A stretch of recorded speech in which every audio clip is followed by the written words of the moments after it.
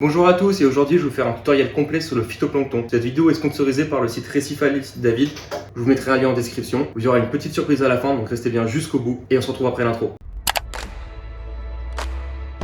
Du coup je vais vous faire un point sur le matériel que j'utilise moi. Un éclairage, un panneau LED que j'utilise, qui était mon premier éclairage que j'ai acheté sur Wish, qui m'a très bien servi à mes tout débuts du récifal et que j'ai recyclé. On peut voir, je sais pas si je vais le montrer, voilà. Le bleu sert pas à grand chose, je pourrais le régler. Le blanc, rouge, vert est utile au phyto, mais le bleu est complètement inutile. Ce n'est pas, faut pas éclairer qu'en bleu, c'est pas ce qui est conseillé. Un éclairage horticole, couleur du violet et tout, c'est très bien. Je vous mettrai quelques liens en description. Ensuite, donc je vais le couper. On peut voir, je vais vous décaler, hop là, en installation. Il y a un bulleur qui se trouve en bas. Et ça, c'est un ancien réacteur à zéolite que j'ai recyclé. J'ai mis du scotch pour les litrages. Chaque scotch représente 0,5 litres. Et voilà comment ça fonctionne, avec un bulleur qui descend tout en dessous, des bulles qui remontent. Grâce à un disque, on va mesurer ensemble, on va mesurer la densité et regarder si on peut la récolter. Pour commencer votre culture de phytoplancton, il est important de définir votre projet, savoir le volume de votre aquarium. Généralement, on met 4 ml par tranche de 100 litres de phytoplancton tous les 2 jours. À vous de définir votre projet. Une culture de 2 litres est un très bon compromis. Je vous mettrai en description ou à l'écran un bref résumé de plusieurs souches des phytoplanctons avec leurs spécificités chacune. Personnellement, j'élève la Dunalia salina. Je l'élève dans un réacteur de 6 litres. J'en ramasse beaucoup, j'en donne à des copains aussi. Je regarde pour un futur projet d'élevage de copépodes. Peut-être une future vidéo, à vous de marquer ça en commentaire si ça vous intéresse. Tous les phytoplanctons agissent sur les NO3 et PO4 car régulent et stabilisent le bac en nourrissant la microfaune. Dans le cadre de votre culture de phytoplancton marin, il vous faudra un plastique blanc.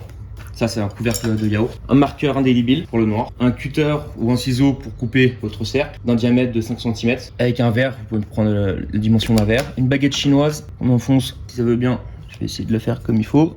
Toujours un peu galère, hein. One eternity later. Voilà. Donc, c'est un disque de séchis, ça permet de mesurer la densité de votre phytoplancton ou de votre culture. Comment ça fonctionne? Placez le disque de séchis bien perpendiculairement, soit dans votre culture, soit dans le récipient. Donc moi, on le plonge directement dans ma culture, jusqu'à qu'il disparaisse dans le phyto.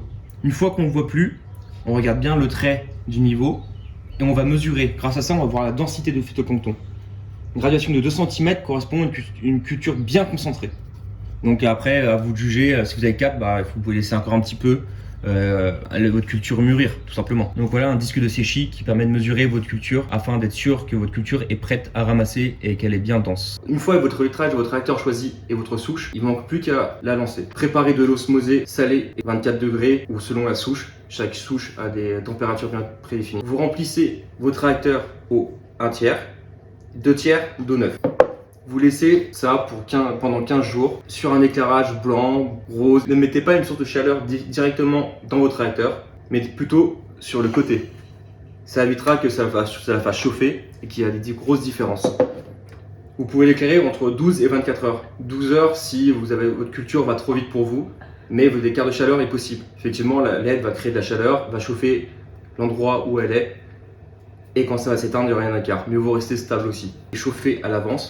Personnellement, j'éclaire 24 heures sur 24. J'ajoute 1 ml pour 1 litre d'engrais. Et là, je vais vous présenter plusieurs types d'engrais. J'utilise l'engrais F2 pour plusieurs raisons. C'est un engrais qu'on peut trouver en poudre à préparer soi-même ou déjà tout fait. Il est assez économique et en plus, il apporte des vitamines directement à votre souche. Vous avez aussi l'engrais Grotech Phytofood, l'engrais pour plantes qui est aussi déconseillé. Pour l'utilisation de l'engrais F2 Gaillard, ajoutez 1 ml tous les 2-3 jours. Une fois arrivé à 15 jours de maturité, vous pourrez essayer avec le disque de séchis. Pensez bien à le rincer à l'eau bouillante avant de mesurer une autre souche, tout simplement car vous pouvez les contaminer entre elles. C'est super important. Comme au tracteur, à chaque ramassage, nettoyez-le bien à l'eau chaude. Moi, je mets un peu de vinaigre blanc, je laisse tremper ça 1 heure dans de l'eau bouillante. Avant de ramasser, vous avez testé votre souche. La densité elle est bonne. Laissez reposer votre phytoplancton une trentaine de minutes sans bulleur.